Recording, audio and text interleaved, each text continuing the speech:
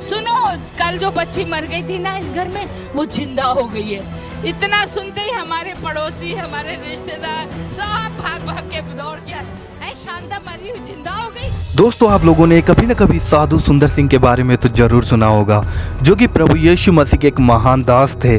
और उन्होंने प्रभु यीशु मसीह के पीछे चलने के लिए अपने जीवन में इतने स्ट्रगल, इतने दुख और इतने सताव को देखा, फिर भी वे प्रभु यीशु मसीह की सेवा में निरंतर लगे रहे और पूरे तहे दिल के साथ प्रभु यीशु मसीह की सेवा को किया और आखिर में प्रभु यीशु मसीह में सो गए। और आज की इस वीडियो में मैं आप लोगों के साथ उनकी भांजी, जिनका नाम है शांता कौर, उनकी एक ऐसी गवाही शेयर करने जा रहा हूं जिन्हें देखकर, जिन्हें सुनकर आज आपके रोंगटे खड़े हो जाएंगे। मैं आपको कहना चाहूँगा, इस वीडियो को आप जरूर एंड तक देख कर जाइएगा एंड अपनी राय कमेंट बॉक्स में जरूर लिखिएगा। आइए हम इस गवाही को साथ में मिलकर सुनते हैं, तो देख लीजिए इस वीडियो को। लाहौर, जहाँ हमारा पहले घर था, छोड़ के दिल्ली करोल बाग में आ गए। करोल बाग में बड़ी कोठी बनाई पापा ने, और मेरे सारे बहन भाइयों को अमेरिका ले जाके वहाँ सेटल कर दिया। अभी भी मेरे 6 भाई 2 बहनें वहीं हैं। सबसे बड़े भाई साधु किशन सिंह और सबसे छोटी मैं, 10वां भाग प्रभु की। मुझे दोनों को प्रभु ने अपने लिए चुना। और जब मैं 4 साल की थी, मेरी मम्मी की डेथ हो गई। मेरी मम्मी के बाद मेरे पापा भी दुनिया से चल बसे। उनके मरने के समय हमारे रिश्तेदार, मेरे भाई बहन कोई भी नहीं था। तो मेरे जो अपने सगे चाचा ताए थे, उन्होंने देखा हमारी जायदाद बहुत ज़्यादा, 7 करोड़ रुपए की प्रॉपर्टी दिल्ली में, सोना चांदी बहुत घर भरा पड़ा। उन्होंने उस पैसे के लिए सोचा, इस बच्ची को रख के क्या करना है, इसको मार डालेंगे, इस प्रॉपर्टी का हम अधिकारी बन सकते हैं। उन्होंने मुझे स्लो पॉइजन की इंजेक्शन दे के मारना चाहा। कोई भी मेरा मुझे संभालने वाला नहीं था, लेकिन एक है परमेश्वर जो सबको देखता रहता है, हालेलुया। और उसने मेरी मदद की। जब मुझे स्लो पॉइजन के इंजेक्शन दे दिए गए, मेरा पूरा शरीर काला पड़ चुका था। मेरी आया मेरे लिए रोती थी, वो क्रिश्चियन लेडी थी, और वो प्रार्थना करती थी इसका कोई भाई बहन आ जाए। जब मैं बिल्कुल आखिरी दिन मेरा रह गया था, ठीक उसी दिन मेरे भैया साधु किशन सिंह पहुंच गए, हालेलुया। और उन्होंने आके डॉक्टर के पास ले गए। डॉक्टरों ने जवाब दे दिया, नहीं आप कुछ नहीं हो सकता, बहुत लेट हो गया, इसका जहर हम लोग कुछ नहीं निकाल नहीं सकते, अभी तो परमेश्वर के हाथ में है। मेरे भाई ने कहा, अच्छा मेरा परमेश्वर तो बहुत अच्छा परमेश्वर, जिंदा खुदा है, वो जीवन देगा मेरी बहन को, मैं उससे मांगूंगा। और भाई ने लेके थोड़ा सा पानी लिया और उसमें क्रॉस का निशान बनाकर एक ही बात कही, प्रभु जी इस पानी के अंदर तेरे आत्मा को डाल, जीवन को डाल, मैं इस बहन को पिलाता हूँ, ये पानी पीते ही इसके अंदर का सारा जहर बाहर आ जाए, हालेलुया।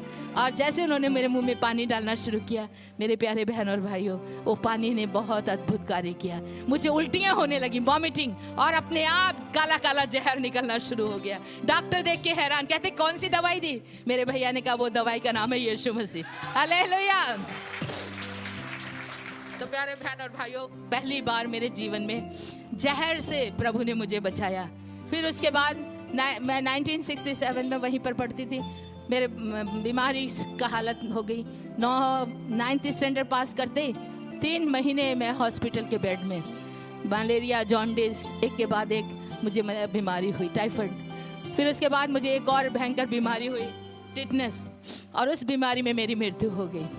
हॉस्पिटल से डॉक्टर ने डेड बॉडी को डिस्चार्ज करके मेरे भाई के हाथ में दे दिया, ले जाइए, अब ये नहीं बची है, ख़त्म हो गई है। और मेरे भाई मेरी लाश लेके घर पहुंचे। घर में हमारे सब रिश्तेदार जमा हो गए और पड़ोसी लोग भी है। सब ने कहा, रे शांता, इतनी छोटी उम्र में बच्ची मर गई। कोई कहता नहीं, चलो बेचारी का कोई तो है नहीं, वो इतना दुख उठा रही थी, इतने सालों से मर गई तो अच्छा है। अब मरने के बाद दफनाने का इंतज़ाम, हमारे रिश्तेदार, मेरे ताए चाचा सारे कहते हैं इसको जलाएंगे, हमारी सरदारों की बेटी है, वहाँ ले जाएंगे। मेरे भैया ने कहा, नहीं नहीं, मेरी बहन है, क्रिश्चियन है, यीशु को मानती है, हम क्रिश्चियन चर्च में लेके जाएंगे। दोनों में लड़ाई शुरू हो गई और चाचा लोग सब नाराज़ होकर चले गए। उसके बाद मेरे भाई एक पादरी साहब के पास गए, दिल्ली के बिशप बने थे बाद में वो, पहले उस समय पादरी थे, पादरी एरिक विक्टर जोनाथन। उनको जाके एंग्लिकन चर्च है, उनको बोला मेरी बहन को दफनाने के लिए आपके कब्रिस्तान में जगह मिलेगी? उन्होंने कहा, हमारे यहाँ तो जिनका चर्च में मेंबरशिप होती है उनके लिए ही जगह होती है। मेरे भाई ने कहा, चलो मेंबरशिप जो भी है आप ले लो, मेरे बहन को अपने कब्रिस्तान में जगह दे दो, जो भी पैसा लगेगा मैं दूंगा। पादरी साहब हमारे घर आए, आके मेरी लाश को देखा। लाश को देखने के बाद कहते हैं, इसको नहला पिला के ही तो कपड़ा डालेंगे, कफन ले जाएंगे कब्रिस्तान में, तो मैं ऐसा करता हूँ, इसी में मैं बपतिस्मा भी दे देता हूँ, ताकि कोई पूछे तो मैं बता सकूंगा कि मैंने बपतिस्मा दिया। और उन्होंने हमारे घर में एक बड़ा वाटर टैंक था, उसमें बपतिस्मा भी दे दिया और कफन बॉक्स लेके आ गए। कपड़े सफ़ेद ला के मुझे पहना दिया गया और मेरी लाश को सजा के रख दिया। ये सब करते देखा बाद में, अरे बाप रे, टाइम तो हो गया, अभी तो कब्रिस्तान नहीं ले जा सकते, रात हो गई है, आज की रात लाश को ऐसे रहने देते हैं, कल सवेरे लेके जाएंगे। और ये क्या कि पादरी और उनके साथ आए चर्च के मेंबर दुआ करके चले गए। उनके जाते ही हमारे आस पड़ोस के लोग जो बैठे थे वो भी धीरे धीरे उठ के चले गए। मेरे ब्रदर साधु किशन सिंह अकेले थे और वहाँ पर उनको अच्छा नहीं लग रहा था, दुख भी लग रहा था, क्योंकि वो मुझे बहुत प्यार करते थे। मम्मी पापा के मरने के बाद मेरे भैया ने ही मुझे माँ का बाप का प्यार दिया था, वो ही मुझे पालते थे और उनको दुख भी लग रहा था। लेकिन कहते हैं आप क्या कर सकते हैं, जो हो गया हो गया, चलो अभी इस लाश के पास सारी रात क्या बैठूंगा, मैं भी थोड़ी देर सो लेता हूँ। और इतना कह के मेरे भाई ने क्या किया, अपनी बाइबल ली और मेरे सिर के पास रख दी और स्वयं जाके अपने बेड में लेट गए। लेटने से पहले उन्होंने कहा, प्रभु जी जो कुछ तूने किया अच्छा किया है, आगे जो तेरी मर्जी है कर, मेरी बहन की आत्मा को तेरे हाथों में सौंप देता हूँ। जैसे ही उन्होंने प्रभु को समर्पण किया करके और जाके वो सो गए, उनके सोते ही प्रभु ने अपना काम शुरू कर दिया। हालेलुया। अचानक मेरे रूम में एक बड़ी लाइट आई और लाइट के बाद 2 एंजल 2 तरफ आके खड़े हो गए मेरे बेड के, एक इस तरफ एक इस तरफ। और उन एंजलों ने, एक ने मेरा ये हाथ पकड़ा, दूसरे ने ऐसे हाथ पकड़ा। मैं बड़ी हैरान, मैं हो रही ये क्या है, इतने बड़े बड़े स्वर्गदूत क्या करने जा रहे हैं। और वो मुझे उड़ा के इसी तरह उठा के स्वर्ग की ओर ले चले। हालेलुया। बहुत सुंदर लग रहा था वो दृश्य, बादलों पर इस तरह मैं चल नहीं रही थी, हवा में उड़ रही थी। हालेलुया। और वो स्वर्गदूत मुझे बहुत सुंदर जगहों से घुमाते, बहुत खूबसूरत बगीचों में से लेकर तरह तरह के फल फूल और बड़ी सुंदर सुंदर लाइटें, रोशनियां जो इस संसार की नहीं स्वर्ग की थी मैंने देखी। और वहाँ बहुत से लोग सफ़ेद वस्त्र पहने, सिरों पर सोने के मुकुट लगे, प्रभु की महिमा स्तुति आदर सम्मान कर रहे। उन लोगों ने मुझे देखा, सब खुशी से मेरा आदर कर रहे। मैं हैरान, अरे ये लोग मुझे जानते हैं क्या। और वो उनको देखते देखते फिर प्रभु का दास लोग, स्वर्गदूत लोग मुझे एक बड़े से सोना का भवन था उसके सामने ले गए। वहाँ की सड़कें भी सोने की थी और उस पर चलकर हम उस बड़े हॉल के सामने खड़े हुए जाकर, और हॉल का दरवाजा अपने आप खुल गया, वो भी सोने का दरवाजा। अंदर देखा तो बहुत रोशनी, पूरी लाइट से भरा हुआ था। और फिर लाइट को थोड़ा ऐसे करके अंदर जाके देखती हूँ, इधर भी 12 सिंहासन, इधर भी 12 सिंहासन, उन पे कोई बैठे हुए थे। बीचों बीच में एक बहुत बड़ा सोने का सिंहासन था और उस सिंहासन पे यीशु मसीह बैठा था। हालेलुया। और मुझे उनके सामने ले जाके खड़ा कर दिया गया। पवित्र पवित्र सामर्थी परमेश्वर, युगानुयुग जीवता परमेश्वर, ऐसे तरह था कि मैं वहाँ पर प्रभु के दूतों के द्वारा उनकी महिमा को सुन रही थी। जब मुझे सामने प्रभु के चरणों में रख दिया, स्वर्गदूत मुझे रख के पीछे हट गए और प्रभु का हुक्म सुनने के लिए सब लोग शांति हो गए, ऐसे देख रहे थे। मैं नीचे पैरों को देख रही थी प्रभु के, और मेरा मन खुशी से झूम रहा था। अरे वाह, मैं कितने भाग्यशाली हूँ, मुझे सीधा स्वर्ग में प्रभु के चरणों में आना पड़ा है। और उसी वक्त प्रभु ने मेरी तरफ देखा और कुछ बोलना चाहते थे, लेकिन मैंने सोचा मैं भी प्रभु का चेहरा पहले देखूं, और वैसे करके आंखें उठा के उनके चेहरे की ओर देखना चाहा, लेकिन उनका चेहरा नहीं देख सकी। वहां पर एक बड़ा सा सूरज चमक रहा था। हालेलुया। और उनके इतनी रोशनी थी कि मैं यीशु के मुखमंडल को नहीं देख पाई। लेकिन उसी वक्त एक बड़ा मीठी आवाज से प्रभु ने मुझे मेरा नाम लेके पुकारा, कहा, बेटी शांता, तुझे ये जीवन मैं वापस लौटाता हूँ। तू दुनिया में जा और जाके सबको बता, मैं ही जिंदा खुदा हूँ और मैं बहुत जल्दी आने वाला। हालेलुया। ये था, मुझे प्रभु ने दोबारा जीवन दिया। अपना सिर, मेरे सिर पे प्रभु ने अपना हाथ रखा और मुझे नीचे की ओर धकेल दिया, और मुझे ऊपर से एकदम नीचे गिरना शुरू हुआ, और गिरते गिरते गिरते गिरते एकदम नीचे पहुंची। जैसे ही मैंने पैर जमीन पे रखे, आंखें खुल गई। आंखें खोल के देख रही हूँ मैं कहाँ हूँ, कहाँ आ गई। देखा तो वो मेरा ही बेडरूम था, लेकिन कैसे गिरी हूँ, कहाँ से गिरी हूँ। फिर ऊपर की तरफ देखा तो ऊपर आकाश खुला हुआ नजर आ रहा था। हालेलुया। पूरी हमारी छत खुली हुई और ऊपर से एक बड़ी लाइट मेरे ऊपर फोकस हो रही थी, जैसे कोई ऊपर से बड़ी लाइट जला के मेरे ऊपर चाहे वो कर रहा है, और वो स्वर्ग तक वो लाइट जा रही थी। और उसे देखते मैं जोर जोर से अपने भाई साधु किशन सिंह को बुलाना शुरू कर दिया, भैया जल्दी आओ, भैया देखो स्वर्ग खुला है, प्रभु जी मुझे वापस दुनिया में छोड़ के जा रहे हैं। उन्होंने मेरी आवाज़ नहीं सुनी। मैं उनके पास जाके उनको उठाया, भैया उठो, भैया उठो। मेरे भाई आंखें बंद करके बोलते, कौन है तू, कौन डिस्टर्ब कर रही। मैं क्या, मैं शांता। कहते, ले शांता तो मर गई है, उसकी लाश उधर पड़ी है, तू कौन है, अपना नाम बता। मैं क्या, भैया मैं मर गई थी लेकिन अभी जिंदा हूँ, क्योंकि यीशु मसीह ने मुझे जिंदा किया। उनको कहानी जैसी वो लगा, सपना जैसा लगा। मैंने कहा आप आंखें तो खोलो, मैं इधर खड़ी हूँ। उन्होंने आंखें वैसे मल के मुझे देखा और उस समय रोशनी नहीं थी रूम में, 4 o'clock मॉर्निंग, अर्ली मॉर्निंग का टाइम था। मेरे भाई ने जैसे ही मुझे देखा, वो सफ़ेद कपड़े ना कफन वाले पहने हुए थे, और उस कपड़ों से एक तरह की लाइट निकल रही थी, क्योंकि आत्मा का वो था मेरे ऊपर वरदान। और जैसे ही मेरे भाई ने मुझे देखा, वो डर के उठ के दूसरी तरफ जाके खड़े हो गए। कहते तो रुक जा, तू शैतान है, भूत है, भूतनी बन के आ गई है, मेरी बहन मर गई है, भूतनी बन के आ गई है। वो कहता है शैतान चली जा यहाँ से। मैं कहा भैया मैं शैतान नहीं, शांता हूँ, आपकी बहन हूँ। लेकिन उनको विश्वास नहीं हो रहा। वो जल्दी से गए मेरे बिस्तर पे जहाँ पे मेरी लाश पड़ी थी, वहाँ से चादर हटा के देखते हैं वाइट चादर है, लेकिन मेरा शरीर वहाँ नहीं था, मतलब मेरा लाश नहीं है। वो मेरी लाश को ढूंढ रहे हैं इधर उधर रूम में। मैंने कहा भैया आप क्या ढूंढ रहे हैं, मैं तो आपके पीछे खड़ी हूँ, मुझे देखो। कहते तू खड़ी हो जा, दूर रहे मेरे से, पास मत आ। मैं क्या हाँ नहीं, क्यों क्या बात है? तो उनको लग रहा था कि मैं भूतनी हूँ। बाद में कहते मैं छू के देखूंगा, क्योंकि भूत के तो शरीर नहीं होता है, उसको पकड़ो तो हाथ में नहीं आता है ना। तो उन्होंने कहा मैं छू के देखूंगा। मैंने कहा ये लो देखो। मैंने ऐसे हाथ कर दिया, मेरे भाई ने डरते डरते मेरा हाथ पकड़ा। हाथ पकड़ते उनके हाथों में मेरा उंगलियों का स्पर्श हुआ, और वो कहते अरे सच में तू तो शांता ही है। मैं क्या, वही तो मैं कह रही हूँ, मुझे यीशु मसीह ने जिंदा किया है। इतना सुनते मेरे भाई उसी वक्त नील डाउन होके प्रभु का धन्यवाद करने लगे, और मैंने उनको सब बताया स्वर्ग में कैसे कैसे मैंने क्या देखा, और प्रभु ने कैसे मुझे वापस भेजा है। वो कहते मैं पादरी को जाके बता के आता हूँ, नहीं तो उन्होंने कब्र खुदवा देनी है। वो दौड़े दौड़े गए पादरी क्या। पादरी कहता अरे भाई इतना जल्दी, अभी तो टाइम लगेगा, कब्र खुदवाएंगे, थोड़ा ठहरो। कहते नहीं अभी आपकी कब्र की जरूरत नहीं है। क्यों? मेरी बहन को यीशु मसीह ने जिंदा कर दिया। पास्टर बड़े हैरान होके मेरे भाई को देख के कहते साधु जी आप रात को सो गए थे क्या? कहते हाँ सोया तो था। हाँ वही तो आपने सपना देखा होगा, कहाँ मरी हुई जिंदा हुई होगी।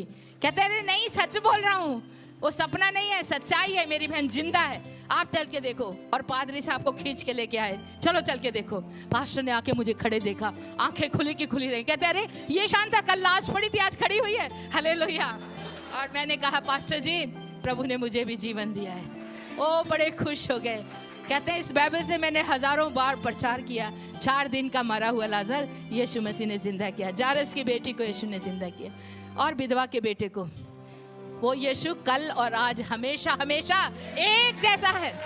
जो 2000 साल उसने पहले काम किए, क्या वो आज नहीं कर सकता है? हालेलुया, वो आज भी कर रहा है और भी करता रहेगा। वो युगानी युग एक सा है ईश्वर, हालेलुया। उसी दिन मैंने सबके सामने गवाही दी। पादरी ने निकल के लोगों को बुला लिया, ए लोगों सुनो, कल जो बच्ची मर गई थी ना इस घर में, वो जिंदा हो गई है। इतना सुनते ही हमारे पड़ोसी, हमारे रिश्तेदार सब भाग भाग के दौड़ के आए, शांता मरी हुई जिंदा हो गई, जिंदा हो गई। अरे रात को लड़की मरी थी, सवेरे जिंदा। और सब ने आके मुझे देखा। और मेरे प्यारे बहन और भाइयों, उस दिन प्रभु ने मुझे वो मजदूरी में लगा दिया जो मैं देख के उसने स्वर्ग से भेजा। जा और जाके बता। मैंने सब लोगों को एक बात बताई, यीशु मसीह ही जिंदा खुदा है, स्वर्ग में और कोई दूसरा खुदा है ही नहीं, और वो फिर जल्दी आने वाला है।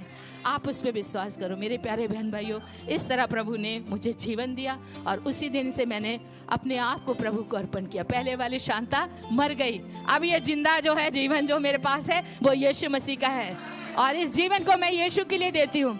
मैं आज से सेवा करूंगी। मेरे रिश्तेदारों में से सब नाराज हो गए, उन्होंने हमें नहीं जाने देने की सोची। मेरा ताया, मेरे पापा का बड़ा भाई था, मुझे बहुत रखता था अपने पास। कहता खबरदार जो तूने ऐसा आवाज की, तुम हमारी सिखों की बेटी है, तुम गली गलों में जाके साधुनी बन के तुम नहीं जा सकती यीशु की सेवा, नहीं प्रचार करना, बस करो, चलो अंदर जाओ। वहाँ इतने लोग सुन रहे थे, बाबा कर रहे थे यीशु की, सबको भगा दिया और हमें मारते हुए अंदर ले गए। मुझे भी मेरे भाई को भी बहुत मारा पीटा, रूम में बंद करके गालियाँ दे के कहते तुम्हें नहीं निकलने देंगे। देखो इतना बड़ा चमत्कार देखने के बाद भी उनका मन इतना कठोर पत्थर था, और उन्होंने मारना शुरू किया। कहते इन दोनों बहन भाइयों को आज ही मार डालो। पहले तो भाई साधु बना था, उससे पहले इसका मामा भी साधु, हमारे सरदारों को बदनामी देते हैं, इनको नहीं रहने देना। मारने की उन्होंने योजना बना ली। रात के 2 बजे 2 गुंडे आ गए और खिड़की में बाहर खड़े हुए, दरवाजे को ताला था, हम कहीं भाग नहीं सकते थे। गोलियां सीधी हमारे सामने करके बंदूकें, कहते हैं सीधे हो जाओ, हम तुम्हें मारने लगे हैं, अगर आज भी तुम यीशु को छोड़ दोगे तो तुम्हें छोड़ दिया जाएगा। हमने कहा नहीं, हम अपने यीशु को नहीं छोड़ेंगे। तो ठीक है बुला लो उसको, वो बचाएगा, तुम्हें देखेंगे। हमने कहा हमारे यीशु को बुलाना नहीं पड़ता है, हमारा प्रभु हमेशा हमारे साथ रहे। वो अपना काम करेगा, हम अपना काम करेंगे। हम अपने प्रभु के लिए कुर्बान होने को तैयार हैं। मर जाएंगे लेकिन प्रभु को नहीं छोड़ेंगे। अब वो गोली मारने लगे। मेरे प्यारे बहन भाइयों, आंखें बंद करके हमने प्रभु से एक ही कहा, प्रभु हमारी आत्मा को स्वीकार कर। मुझे बहुत खुशी हो रही थी, अरे मरने के बाद तो कितनी सुंदर जगह देख के आई हूँ, वहीं जाना है, चलो जल्दी करो जल्दी करो।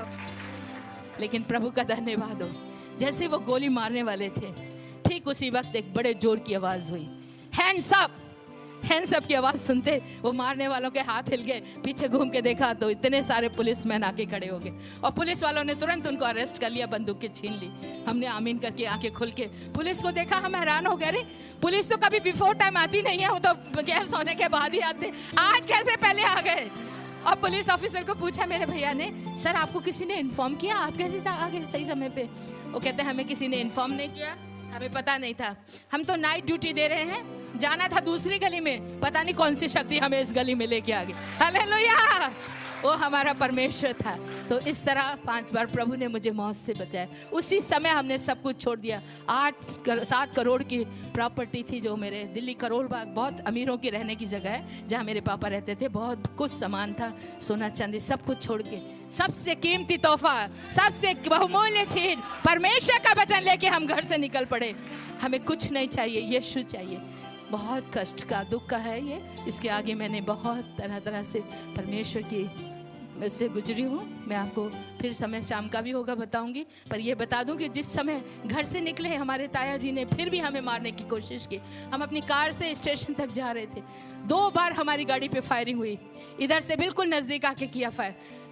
ठीक उसी वक्त ऐसा हुआ, गाड़ी को झटका लगा, मेरे भैया का सिर, मेरा सिर पीछे चला गया, इधर से आई गोली इधर निकल गई, हमें कुछ नहीं हुआ। दूसरी बार भी ऐसा ही हुआ, 2 बार भी उन्होंने फायर किया, फिर प्रभु ने बचा लिया। हालेलुया। और हम स्टेशन पे पहुंच गए। स्टेशन पे जाके कहा जहाँ की भी टिकट ट्रेन मिलेगी हम उसी में चले जाएंगे और हम सोचेंगे प्रभु हमें वहाँ ले जाना चाहता है। वहाँ पहुंचे तो इस प्लेटफार्म पे गाड़ी खड़ी थी, आसाम जा रही थी, उस पर आसाम मेल लिखा था।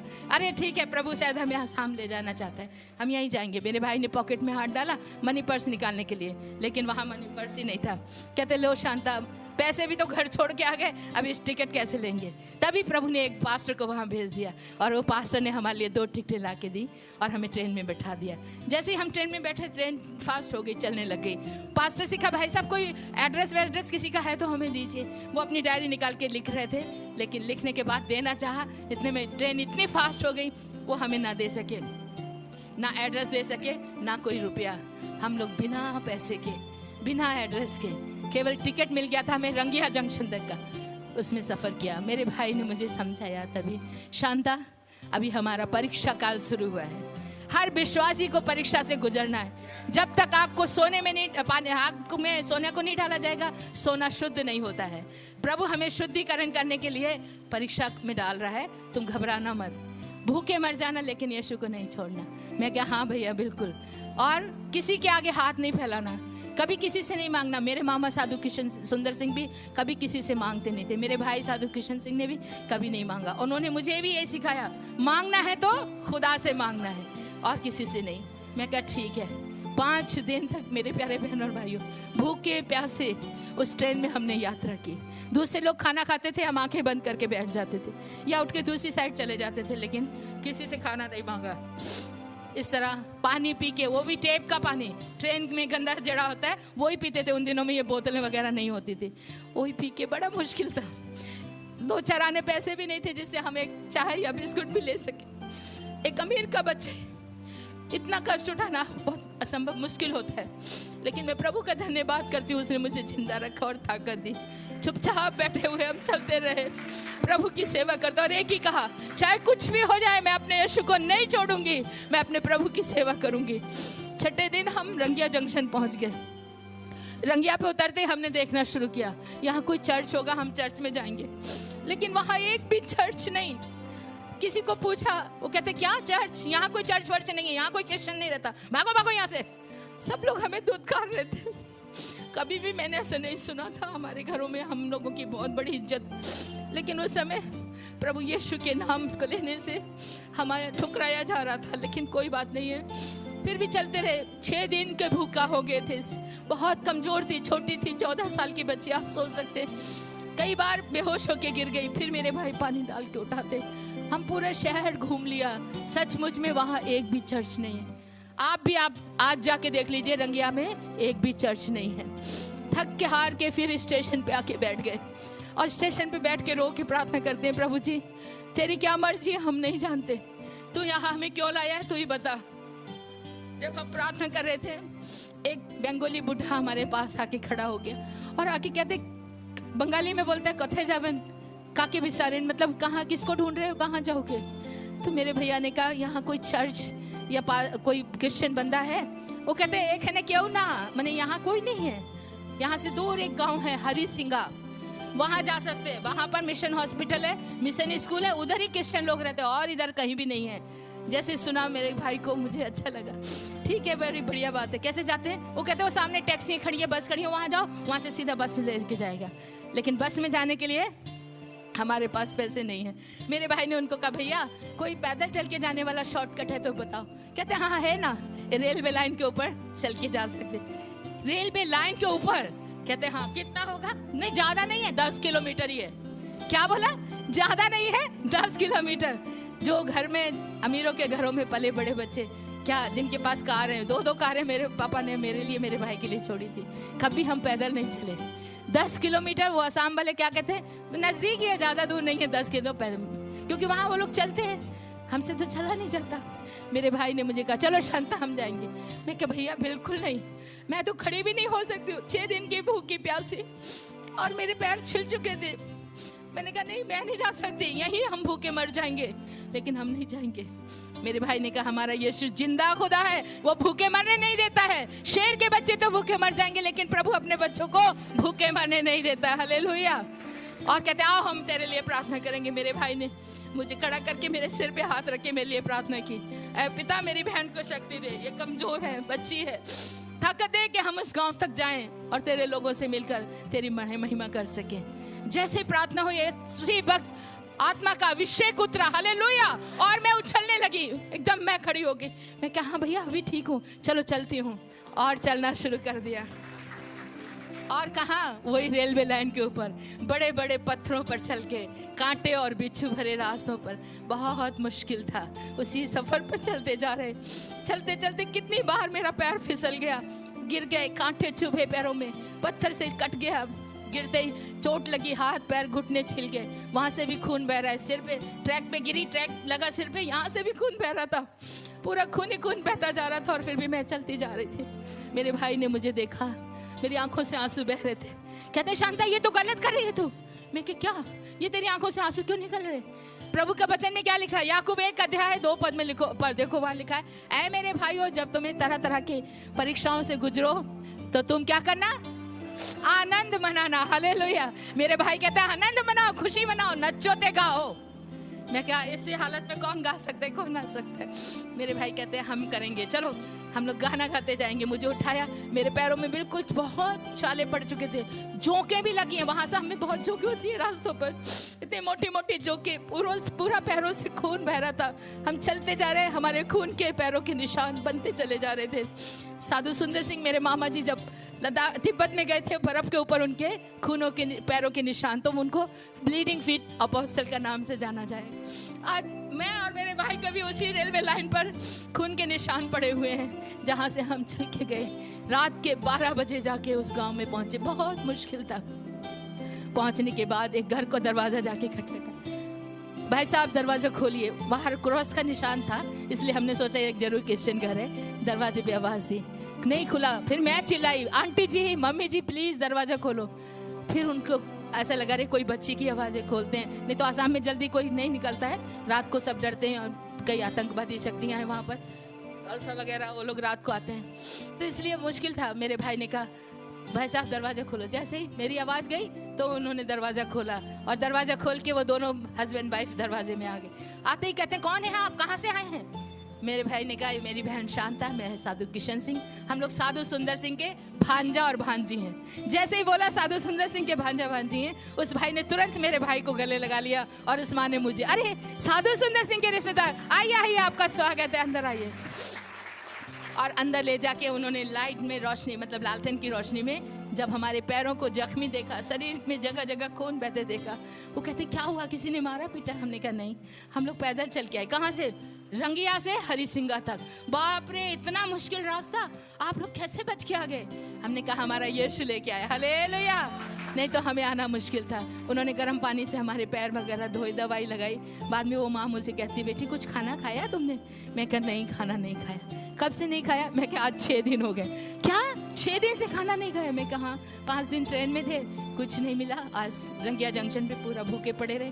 वो सुन के रोने लगे, कहती मैं अभी खाना बनाती हूँ। हमने कहा अभी रात के 2 बज गए, 2:30 बज गए, अभी रहने दो, कल सवेरे खाएंगे। वो कहती नहीं, मैं अभी बनाऊंगी। उसी रात को उस बहन ने खाना पका के हमें खिलाया, हालेलुया। इस तरह वहाँ आसाम में हम पहुँचे और प्रभु ने हमें बहुत जगह जगह पर बहुत दुखों के बीच से निकाल कर वहाँ पर हमारी सेवकाई को बढ़ाया। अभी भी हम वहीं हैं और वहाँ पर हमारे पास अभी प्रभु ने एक आश्रम दिया है। भाई राय जाके देख कर आए हैं और यहाँ से और भी 2-3 लोग गए, हमारे आश्रम को देखा। आज प्रभु ने हमें सब कुछ दिया है। मत्ती 6:33 में लिखा है, पहले परमेश्वर की राज और धर्म की खोज करो तो तुम्हें सब कुछ दिया जाएगा। तो मेरे प्यारे बहन और भाइयों, उस परमेश्वर ने बड़ी बड़ी संकट मुसीबतों से हमें बचाकर यहाँ तक लाया है और आगे भी वो ही चलाएगा, क्योंकि वो जिंदा खुदा है, हालेलुया।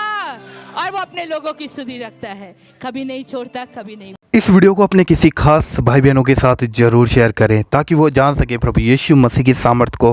प्रभु यीशु मसीह जिंदा खुदा है। प्रभु आपको आशीष दे। जय मसीह की। God God.